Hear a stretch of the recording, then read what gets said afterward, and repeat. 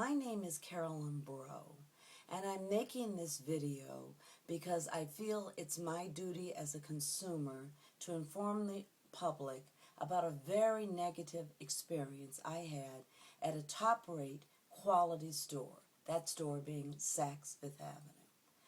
I went in to buy a pair of sunglasses, and I spent a hefty amount on these sunglasses, and that was my aim. I had saved for that. And I spent $350 on a pair of Oliver Peoples sunglasses, and the name of the sunglass was Zoe. Once I get home, I realize that I can't see out of these glasses.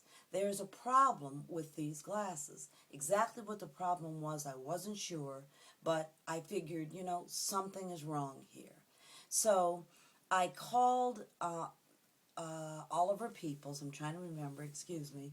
I called Oliver Peoples and I asked them about the Zoe sunglass, and I asked them about the lenses.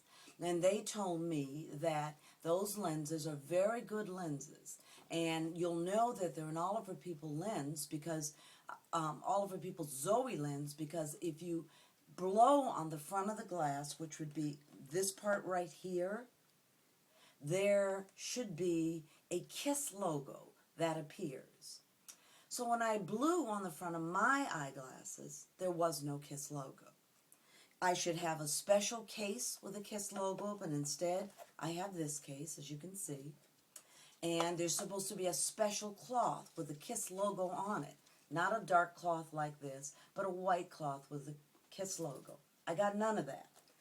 Here's a picture, I know it's hard to see, of what I should have gotten. These are the glasses, this is the case, and that's the cloth.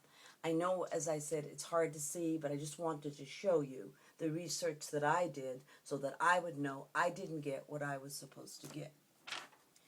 As a result, I start calling around.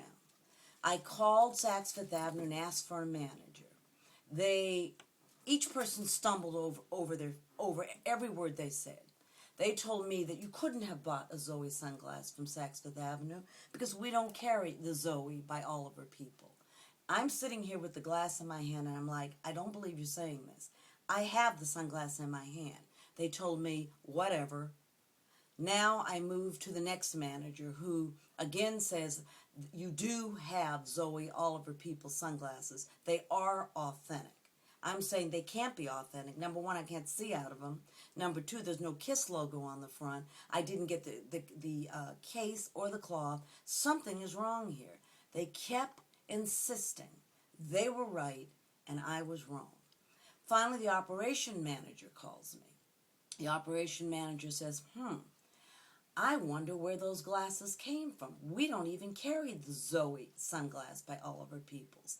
Then he said, I guess somebody must have returned this sunglass and probably purchased it on the streets of New York or wherever. They fooled our salesperson and returned the sunglass.